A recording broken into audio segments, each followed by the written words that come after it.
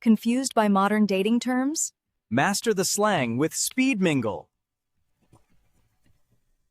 Usually when we talk about a medical diagnosis, there's this expectation of pure clinical precision. Right, like engineering. Exactly. Like you break your arm, the X-ray shows that jagged white line in the bone, and the doctor just points and says, there it is. Broken or not broken, it's clean. Right. It's so clean, and it's incredibly comforting, I think, to have that. Oh, absolutely. Yeah. We have this deep-seated psychological need for things to be visible and easily categorized.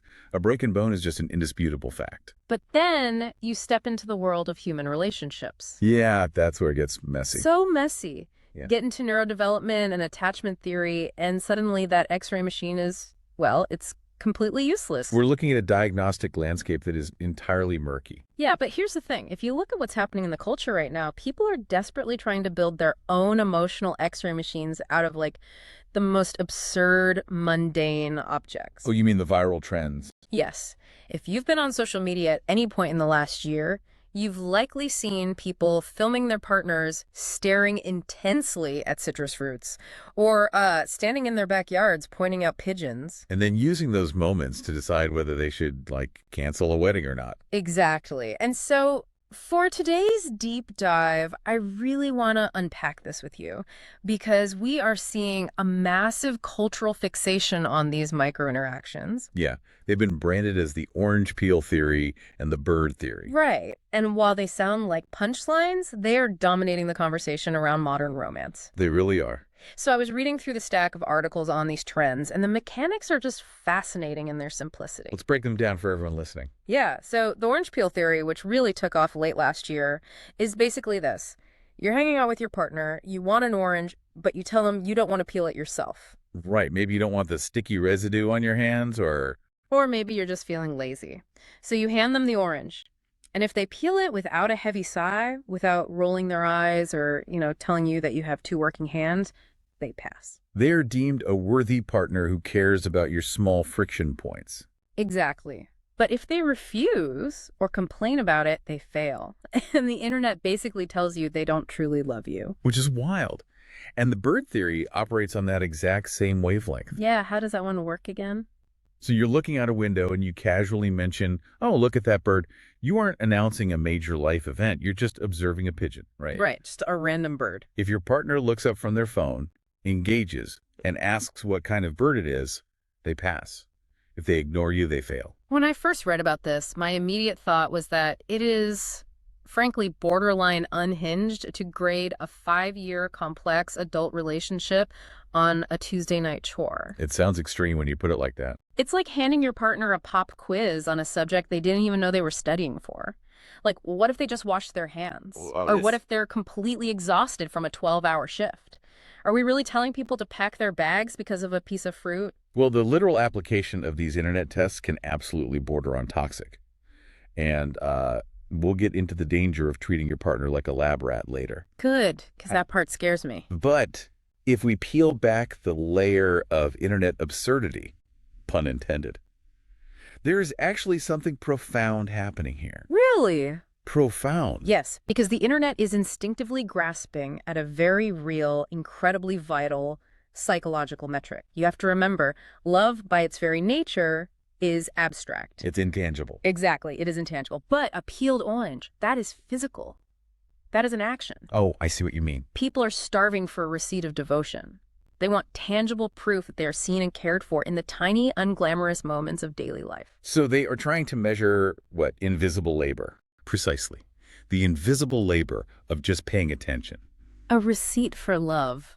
That makes a lot of sense, especially in an era where grand romantic gestures feel almost, performative. Yeah, nobody's going viral in these trends for buying a diamond tennis bracelet. Right. They are going viral for a partner who takes on a tiny, tedious inconvenience just to validate their existence in that room. And while TikTok might have slapped catchy names on these behaviors recently, the clinical psychology community has actually been measuring this exact dynamic for decades. Which is where we move from internet speculation to hard science. Exactly. We have to look at the work of Dr. John and Julie Gottman at the University of Washington. Oh, the Gottmans. They run what is famously known as the Love Lab, They right? do. And the Gottmans coined a term that perfectly encapsulates both the orange and the bird.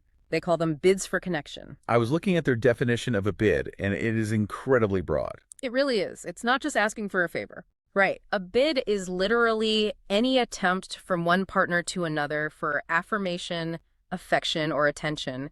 It can be a question, a lingering look, a sigh, A touch. or just pointing out a bird. Because when you point out that bird, you are not actually trying to transfer ornithological data to your partner. Right. The bird is totally irrelevant. The bird is irrelevant. Yeah. What you are actually saying is, I am experiencing a moment of reality right now, and I want you to step into it and experience it with me. I want to know that we are connected. Exactly. So I was going through the data from the Gottman's famous 7-year study on newlywed couples, and the statistics on these bids are genuinely staggering. They really are. It's the kind of data that makes you want to immediately apologize to anyone you've ever dated for every time you looked at your phone while they were talking. Oh, I know the feeling. They observed these couples and categorized their responses to these bids into 2 main behaviors: turning toward and turning away. Right. So turning toward is the passing grade. It means you acknowledge the bid, You put the phone down. you put the phone down, you look at the bird, you peel the orange, or even if you can't peel the orange because you're busy, you warmly engage. Like saying, I can't right now, but I will in 5 minutes. Yes. You validate the attempt, you let them know you heard the bid. Yeah. Turning away is the exact opposite. It's silence. It's silence, it's ignoring them. Or it's responding with hostility, like scoffing, rolling your eyes, Right. or treating their attempt to connect as an annoying interruption. And the gap between the successful couples and the divorced couples in that study all comes down to those responses, doesn't it? It really does. The couples who were still happily married 6 years later were turning toward each other's bids 86% of the time. 86%. They were in a near constant state of validating each other's existence. But the couples who ended up divorced, they were only turning toward bids 33% of the time. Wow. Just think about the math on that. It's brutal. 2 out of every 3 times one person reached out for a tiny moment of emotional safety or shared reality, they were met with a wall. I keep picturing it like 2 people playing catch in a park. Throwing the baseball is the bid. That's a great analogy. If I throw it to you and you catch it, smile, and throw it back, we're engaged in a shared activity. We're turning toward each other. Right. But if I throw you the ball and you don't even lift your glove, the ball just hits your chest and rolls away into the grass. I have to go walk over, pick it up, brush it off, and I try again. And that gets exhausting. Exactly. If you keep letting the ball drop over and over, I am eventually going to stop throwing it. I'm going to take my ball and go home.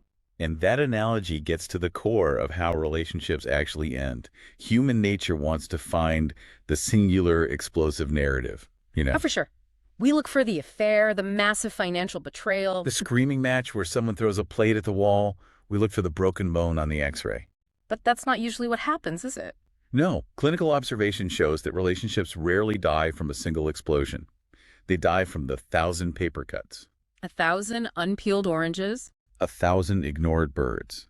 It is the slow, agonizing realization that your partner is not a safe emotional harbor. But, and here's where I want to pivot a bit. This brings me back to the danger of the viral trends and what therapist Sarah Elordi calls gotcha culture. Oh, this is such an important point. Because if we hyperfixate on the idea that every single unpeeled orange is a paper cut that will destroy the marriage, we induce a state of constant paranoia. Yes, the algorithm is essentially training people to set silent traps for the person they love. I'm going to ask him to do this, and if he fails, I have video proof that he's a terrible partner. It's wild. It creates a deeply toxic environment of algorithm-induced anxiety. You stop viewing your partner as a complex, three-dimensional human being who might just have a headache. Right. And you start viewing them as a pass-fail subject in an experiment they didn't even consent to. Right. A failure to peel an orange might genuinely just mean they had a grueling day at work. Exactly. And if we assume malice or a lack of love every time a partner misses a bid, we are shrinking human complexity down to an absurd metric. Which naturally brings up the cultural juggernaut of love languages. Oh, there we go. Whenever the orange peel theory pops up online, the comments are immediately flooded with people debating love languages. Always. Someone will say, well, peeling an orange is an act of service, but what if his love language is words of affirmation? Right. We all know Gary Chapman's framework, right? acts of service, words of affirmation, quality time, receiving gifts, physical touch. We treat these 5 categories like they are an established, undeniable law of human psychology. Right alongside Maslow's hierarchy of needs. We do treat it as empirical fact, and that is actually a massive blind spot in our cultural understanding of relationships. Why is that? Well, it is vital to look at the origins of Chapman's work. Gary Chapman is a Baptist minister. Really? I don't think most people know that. Yeah, his book, which was published back in 1992 and has sold over 20 million copies, is based entirely on his pastoral observations, counseling couples within his specific community. So it's not a scientific study. No, it is not based on peer-reviewed, empirical scientific methodology. I think that fact alone would shock a huge portion of people who swear by it. Oh, absolutely. I was reading through the 2022 study published in PLOS 1 that analyzed the love languages, and the researchers essentially found that the empirical evidence supporting Chapman's claims is incredibly weak. The PLOS-1 study is a perfect example. They rigorously tested the core assumptions of the book, specifically the idea that people have one primary love language and that couples who match or speak each other's preferred language experience higher relationship satisfaction. And what did they find? The data just didn't support it in a statistically significant way. Some couples showed a slight benefit, while others showed absolutely no correlation. Wow. And a subsequent 2024 psychological critique went even further, highlighting a profound paucity of empirical work. So basically a lack of actual data. Exactly. And they challenged the validity of restricting human affection to just these 5 rigid buckets. The danger there is that if you rigidly subscribe to love languages or to the orange peel test, you might actually be blinding yourself to the love your partner is actively trying to give you. Yes, that is the core issue. Like, if you are waiting for them to prove their love by completing an act of service like peeling fruit, and they fail because they are exhausted, you might completely miss the fact that they are the same person who stays up late to listen to your anxieties. Or holds you while you cry, or works overtime to support the family. You're punishing someone for not loving you in the exact specific font you requested, while ignoring the massive billboard of affection they are painting right in front of you. Have you ever done that? It's a question for anyone listening right now to ask themselves. Have you ever set a silent trap, waiting for a partner to fail, just to confirm your own deep-seated anxieties? It is a terrifyingly easy habit to fall into. Because it gives you a sense of control, doesn't it? If you set the trap and they fail, well, at least you were right. At least you aren't a fool. But that habit of testing and testing leads us to the darker side of this entire conversation. How so? Because if a single missed orange or a single unacknowledged bird is just a bad day, what happens to the human brain when every orange is refused and every bird is ignored for years on end? Oh, this is where we cross the line from TikTok trends into the profound, devastating reality of emotional neglect. Yes. I want to pull heavily here from the work of licensed marriage and family therapist Figs O'Sullivan. His definition of emotional neglect completely shifted how I view relationship trauma. It's a game changer. He makes a very clear distinction. Emotional neglect is not abuse. It's a vital distinction. Abuse is defined by the presence of something harmful. Like physical violence. Yes, the presence of physical violence, the presence of a screaming insult, the presence of active manipulation or control. Emotional neglect, however, is defined entirely by the absence of something vital. It is the sustained, chronic absence of emotional responsiveness. It is a void. It's the silent killer of intimacy. There are no dramatic fights. Nobody threw a plate. Nobody had an affair. But the relationship is essentially dying of dehydration. Exactly. O'Sullivan outlines 7 specific signs that your nervous system knows you're experiencing this kind of chronic emotional neglect. And when you look at how these signs compound on each other, it paints a horrifying picture of what happens to a person who is constantly turning toward a partner and finding nothing there. The first sign O'Sullivan identifies is what he calls emotional surrender, which looks from the outside like you just stopped sharing your feelings. And a lot of people mistake that for emotional maturity. They think, I used to get so upset when he didn't ask about my day, but now I don't even care. I'm just more independent. Right, but that isn't independence. No, not at all. That is your nervous system building a calloused wall to protect you from the pain of repeated rejection. If you reach out 20 times and get burned by indifference 20 times, your brain eventually realizes that reaching out is a dangerous action. You stop trying to pass the ball. You surrender, which leads directly into the second sign. Your partner's presence and their absence begin to feel exactly the same. That one is just haunting. It really is. The idea that they can be sitting 2 feet away from you on the couch, but the vacancy behind their eyes makes you feel infinitely more isolated than if you were actually alone in an empty house. Because if you are alone, you expect silence. But if they're right next to you, the silence is a weapon. To survive that silence, the neglected partner often develops the third sign. They become a hypervigilant detective of micro-expressions. Oh, because they're starving for any crumb of connection. Yes. They start living with metaphorical binoculars glued to their face.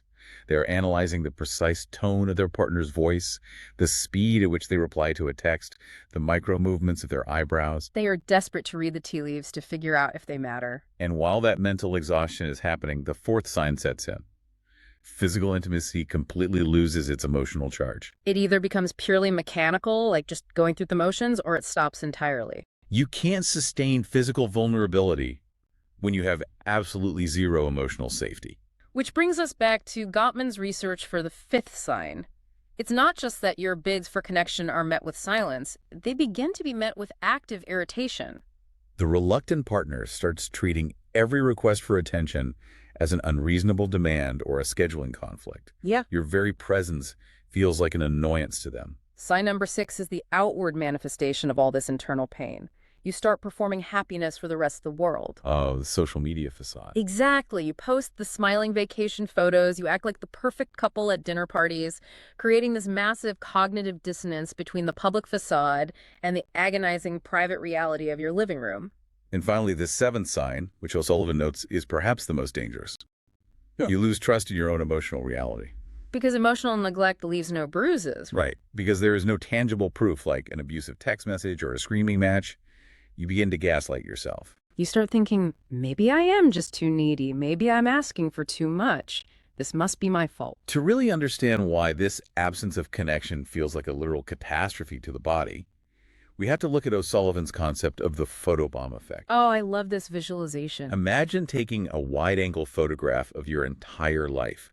It includes your career, your friendships, your hobbies, your physical health, your family. Okay, I'm picturing it. If you are in a long-term committed partnership, your partner has effectively photobombed that picture. They aren't just standing in the background near the trees. They are right up in the foreground, taking up 60 to 70% of the entire frame. They become the absolute lens through which you process the rest of your reality. And this is not a sign of toxic codependency. This is basic human neurobiology. Our attachment systems evolved to orient around a primary figure. We are wired for dependency. So if a coworker ignores you in the hallway, it's a minor annoyance. Right. But when the person who occupies 70% of your mental real estate, the person your nervous system has designated as your primary source of safety, looks away from you with day eyes, the vast majority of your world plunges into darkness. And when that world goes dark, we experience what O'Sullivan calls the dingo response. Yes. This is where the neurobiology gets completely fascinating. When your partner ignores your bid, when they turn away from the bird or refuse the orange with a scoff, your brain does not rationally process it. Your prefrontal cortex, the logical part of your brain that knows you are safe in a modern house with Wi-Fi and a refrigerator, goes completely offline. It shuts down. Instead, your ancient limbic system takes over. And the limbic system processes that emotional withdrawal as a literal mortal threat. It screams, I have been abandoned by my primary attachment figure. A dingo is going to come out of the brush and eat me, and I will die because I am alone on the savannah. It sounds almost comical when we say it out loud in a modern context. We are actually running from predators. But the amygdala, the alarm bell of the brain, does not know what year it is. It only knows survival. When that alarm bell rings, it floods your bloodstream with cortisol and adrenaline. The physiological toll of chronic emotional neglect is brutal. You are existing in a permanent state of fight or flight. And you can only sustain that for so long before the body physically breaks down. Exactly. The prolonged exposure to cortisol leads to severe somatic symptoms. People experiencing emotional neglect often suffer from chronic gut inflammation, tension headaches, severe insomnia, and autoimmune flare-ups. The body is literally keeping the score of every missed bid.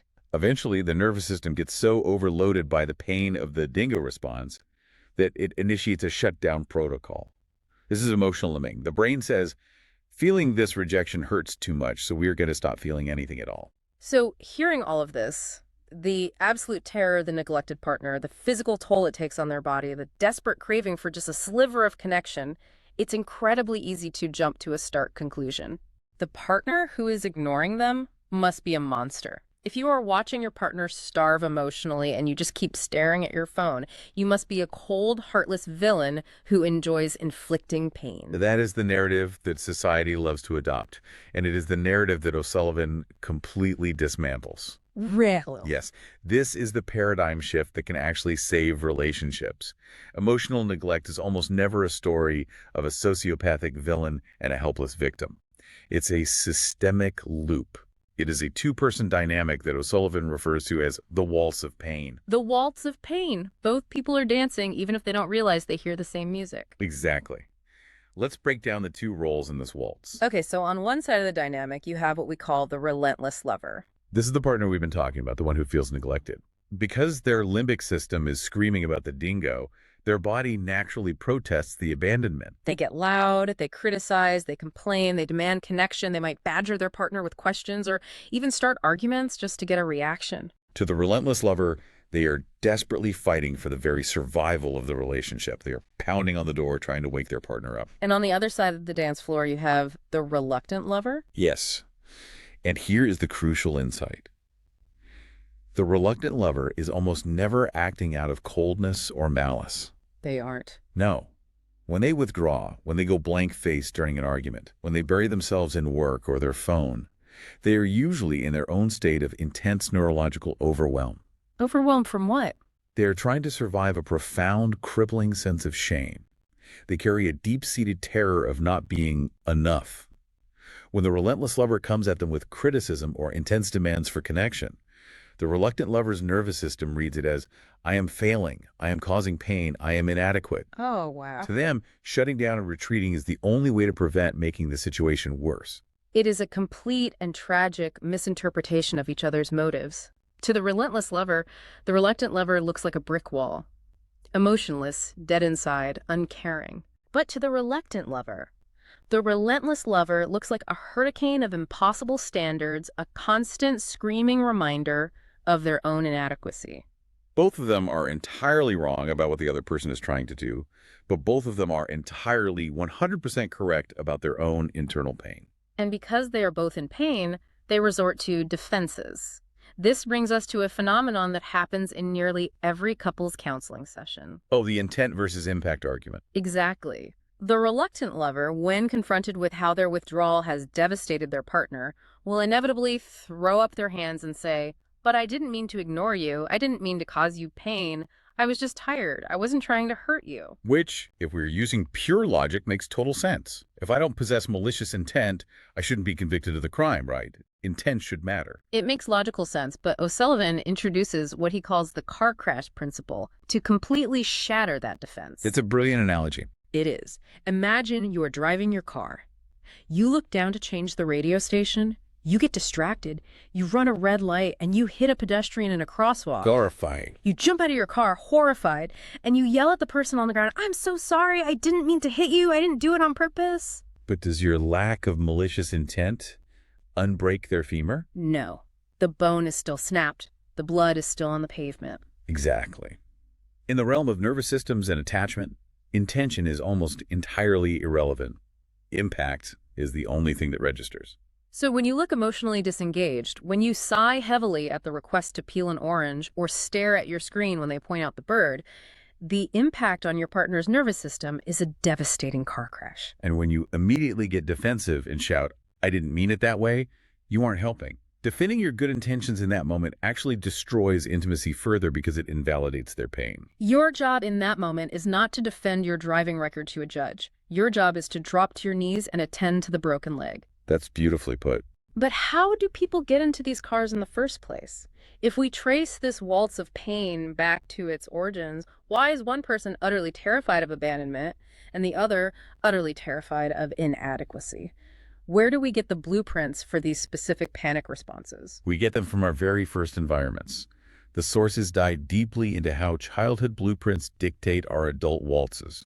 O'Sullivan identifies 3 primary origin points for this disconnect. Okay, what's the first one? The first is what he calls the not good enough system. This occurs when a child is raised in an environment, a family dynamic, or even a broader cultural setting that fails to provide stable, emotionally attuned safety. So it's not necessarily that the parents were overtly abusive. It might Yeah. just be that the parents were incredibly stressed, overworked, or emotionally unavailable themselves. Precisely. A child in the not good enough system learns very quickly that love is transactional. They must earn it through achievement, they must constantly anticipate danger, and they must handle their big emotions entirely alone. That's so sad. Because they never received consistent emotional attunement from their caregivers, they reach adulthood literally lacking the vocabulary and the neural pathways to provide it to a partner. When their partner asks for attunement, it feels like being asked to speak a language they were never taught.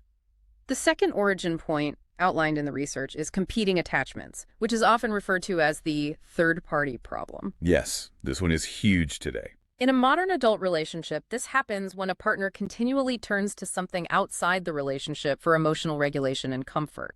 It could be obvious things like an affair or alcohol addiction, but more often, it's subtle. It's workaholism. It's an obsession with a hobby. Or, incredibly commonly today, it's a smartphone. If your partner comes home stressed and immediately regulates their nervous system by scrolling Instagram for 2 hours instead of turning toward you, your nervous system internalizes a brutal lesson. You are not the priority. You are competing with a glowing rectangle for their attachment, and you are losing. And the third blueprint, which is perhaps the most heartbreaking to unpack, is a childhood survival strategy that O'Sullivan calls the invisible one. This part of the psyche develops in children who realize that taking up space or expressing needs causes stress in their environment. To survive, they learn to make themselves as small, quiet, and undemanding as possible. They learn that the best way to be loved, or at least tolerated, is to not be a burden. It's a brilliant adaptation for a 4-year-old living in a chaotic household. It literally kept them safe. But the tragedy is that when that 4-year-old becomes a 34-year-old in a marriage, the invisible one is still running the show from behind the curtain. It is the part of you that automatically says, "I'm fine," when you are actually dying inside. It's the part that prevents you from ever asking your partner to peel the orange, because the terror of being perceived as a burden overrides your desire for connection. So we have mapped out the entire landscape. We've looked at the viral tests, the devastating data from the Gottman Love Lab, the physical reality of the dingo response, the car crash principle, and the childhood blueprints that set the whole waltz of pain in motion. We've covered a lot. The massive glaring question now is, how on earth do we fix it? If a couple is locked in this dynamic, how do they stop the waltz? How do they get back to a place where they're safely peeling oranges and watching birds together? Well, the sources offer highly specific, actionable steps for healing this rupture, but they require a profound amount of vulnerability. Step 1 is fundamental. You must collapse the blame timeline. Which means giving up the fight over who started it. Yes. It's the classic argument, I only withdrew because you were constantly criticizing me. Well, I only criticized you because you were always withdrawing. As long as you are arguing about the sequence of events, you are trapped. You You have to realize that it is a circular loop. There is no beginning and no end. The loop itself is the problem. Yes. The relentless lover's protest triggers the reluctant lover's withdrawal, which triggers more protest, which triggers more withdrawal. You have to step back and look at the loop itself as the enemy, rather than viewing your partner as the enemy. Step 2 is what the therapists describe as seeing the fear behind the face. Both partners have to develop the ability to look past the superficial behavior that is triggering them. The relentless lover has to look at their partner's blank, withdrawn stare and realize that it isn't coldness, it is sheer panic and a feeling of inadequacy. And the reluctant lover has to look at their partner's anger and criticism and recognize that it isn't hatred, it is the absolute terror of abandonment. Once you can see the fear driving the behavior, you can move to step 3, which O'Sullivan calls providing the missing experience. The missing experience. This is the antidote to the dingo response. It is. The missing experience requires one partner to safely and vulnerably express their pain, and the other to meet it with immediate grounded comfort in the present moment. It's stripping away all the defenses and just stating the raw truth, saying, I feel incredibly alone right now. And the response cannot be defensive. The response cannot be the car crash defense of, I didn't mean to make you feel alone. Right. The response is the power of the phrase, come here to me. It is physically and emotionally closing the gap. It is saying, I see that you are hurting. I am right here. You are not alone. That interaction literally rewires the nervous system. It tells the amygdala that the dingo is gone. Which brings us to step 4, which is the daily maintenance of that safety. This is what therapist Rana Khan refers to as practicing daily microattunement. And this circles us all the way back to the beginning, to the orange peel and the bird. Instead of using these moments as silent gotcha tests to trap your partner, Khan emphasizes that we need to use them as opportunities for clear, direct requests. You remove the trap entirely. You don't hand them the orange and secretly wait to see if they sigh. Right. You say, using clear communication, I have had an incredibly long, stressful day. I would love an orange, but I don't have the energy to peel it. Would you do this for me to help me feel cared for? You make the invisible labor visible, and you give them a clear roadmap to succeed. And crucially, when they do it, you notice it and name it. You practice vocal gratitude for the micro moments. But, is it okay if I push back on this a bit? Of course. Because looking at all 4 of these steps, collapsing timelines, analyzing the fear behind microexpressions, providing the missing experience, hyper-monitoring daily microattunement, it sounds utterly exhausting. I hear that. It sounds like a second full-time job. Who realistically has the baseline energy to manage their partner's nervous system at this level of intensity every single day, especially when we are all dealing with jobs, kids, and modern life? It is a completely valid pushback, and it absolutely does require effort, but we have to reframe how we are looking at that effort. Okay, how so? Putting your phone face down on the table when your partner walks into the kitchen isn't just a polite, exhausting chore you have to check off a list. Looking up and actively engaging when they point out a bird isn't just indulging a silly whim. These are not chores. They are biological interventions. Biological intervention. Yes, you hold the power to actively regulate the nervous system of the human being who makes up 70% of your world. When you turn toward their bid, you are literally lowering the cortisol in their bloodstream. You're increasing their baseline sense of safety. That's incredible when you think about it. And here is the return on investment. When you regulate your partner, you are building an emotional environment where both of you can finally relax. You aren't just managing their anxiety, you are maintaining the health of the shared ecosystem that you both have to live in. That reframing changes everything. It's not a chore. It's the maintenance of your own habitat. If you don't water the plants, you can't be mad when you have to live in a desert. So let's look back at the incredible ground we've covered today.